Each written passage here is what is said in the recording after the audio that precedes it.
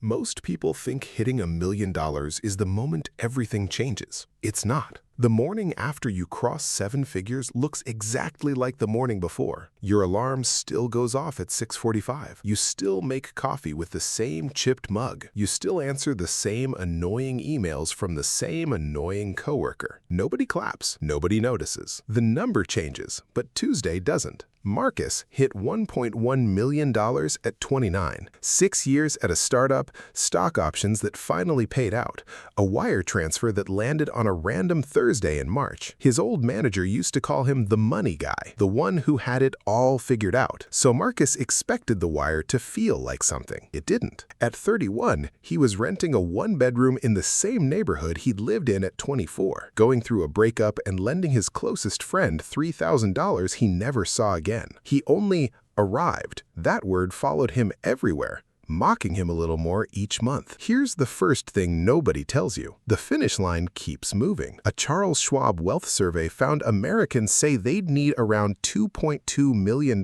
just to feel wealthy.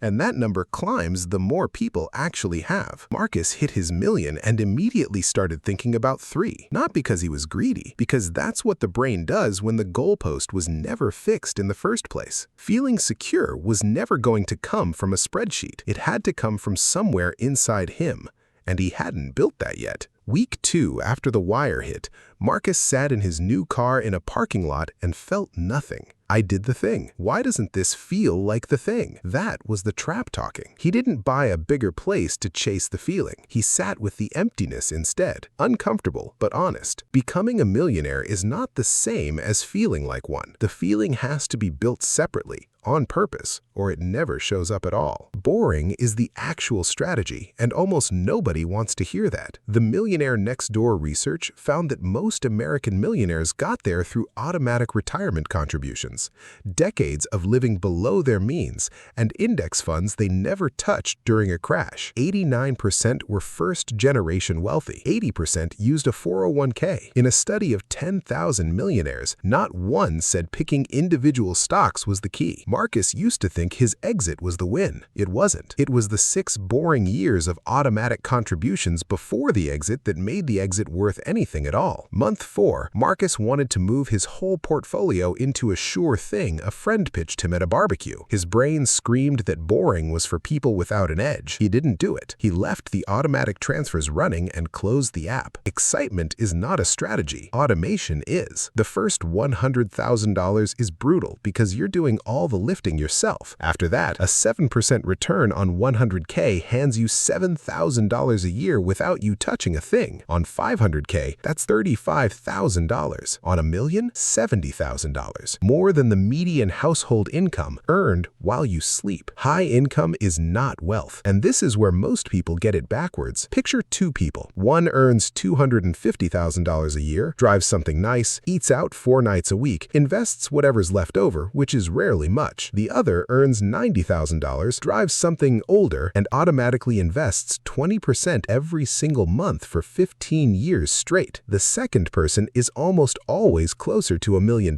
Wealth isn't what you earn. It's the gap you protect between what you earn and what you spend. Then, wealth brings its own weight. Behavioral finance research shows anxiety often rises alongside net worth, not the other way around. A 20% drop feels completely different on $1.2 million than it does on $40,000. Marcus used to check his portfolio once a month. After the wire, he checked it 4 times a day. More money didn't buy him calm. It handed him a bigger number to be afraid of losing. And here's the part that actually broke something in him. Money changes the people around you, whether you want to or not. A friend once turned to him mid-argument and said, "I hope you're not thinking of leaving because we could really use your money." Not an apology. Not a memory of their friendship, just his tax basis. Research on wealth and relationships backs this up. Wealth gaps between peers create real friction, and the wealthier person usually manages that friction alone. Marcus went quiet that day because he realized the friend wasn't looking at him. He was looking at a number. The people who keep their wealth long-term aren't usually the ones who make brilliant moves. They're the ones who avoid the catastrophic ones. Panic selling, lifestyle creep, bailing friends out again and again. Some of the best financial decisions are the ones you never made. Income is not a head start. It's a multiplier, and a multiplier applied to a modest salary invested automatically for 15 quiet years. That's where things get unfair in your favor. Becoming a millionaire was never going to feel like winning. It was always going to feel like Tuesday. The difference is what you do on all the Tuesdays nobody's watching.